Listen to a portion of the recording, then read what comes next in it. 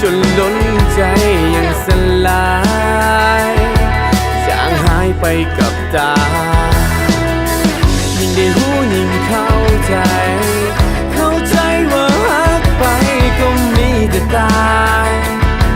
ยังได้ด้านอยู่อย่างนั้นความหักปัญหาเลยไม่ยอมเห็นความจริงทั้งที่รู้ว่าเจ้าผิดแต่ก็งงอยู่อย่างนี้ความหักปัญใจให้ติดตายอยู่ในนี้เรื่อยไปว่ามันฟื้นไม่บ่อยอยู่มันยอมหักความจริงบอกว่า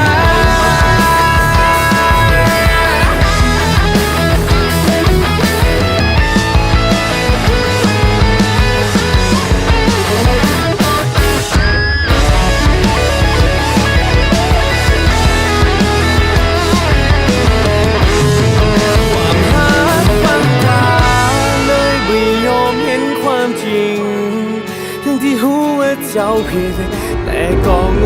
งอยู่อย่างนี้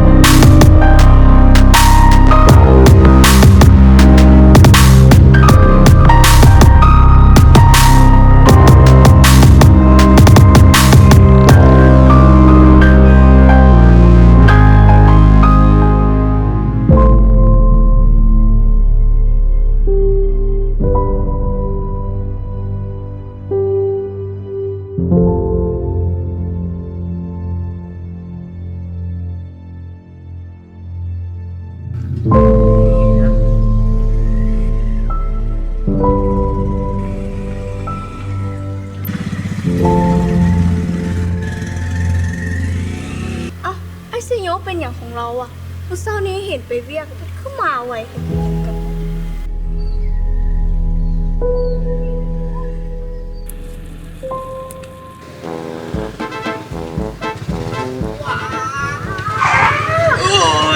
สิฮั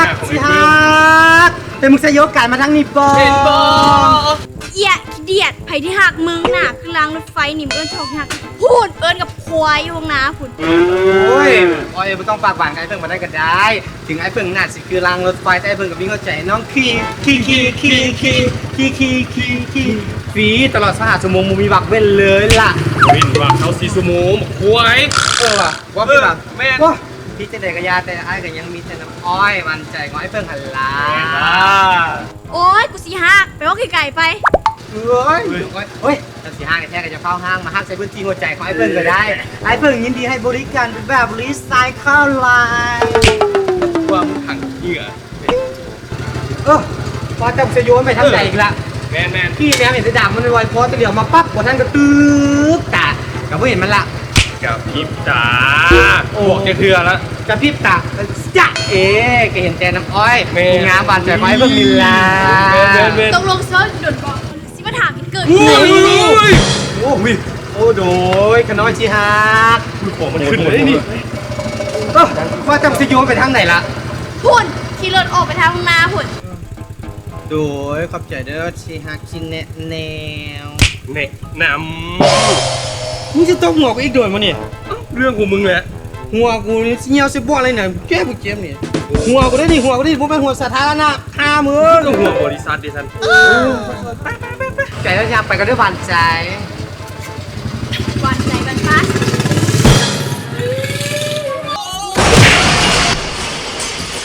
สมหน้าสุเน่สุดไปหวานใจตายให้สุกับไปรถ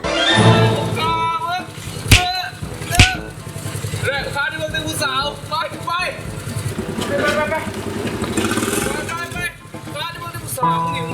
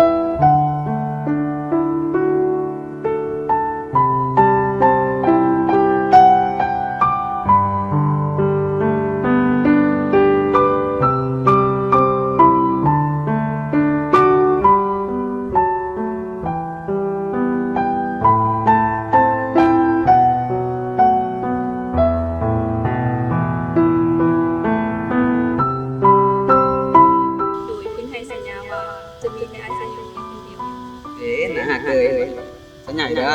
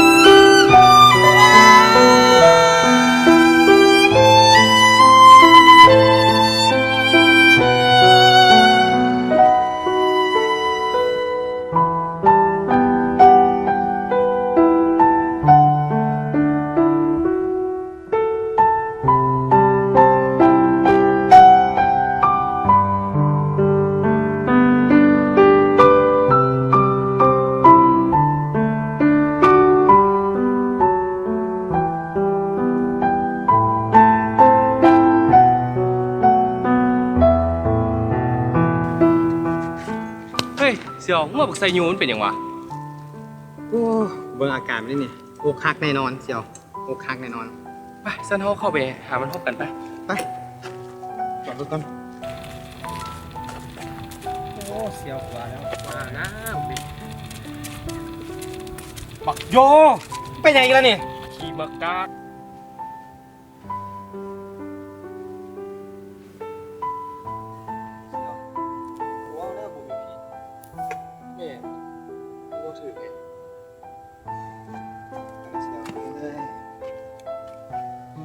เสี่ยว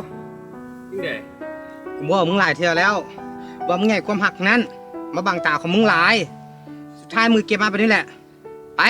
เป็นพวกกูพามเป็นลืมความทรงจำให้หมด ขับมันเด้อกูสิขับรถมัน เ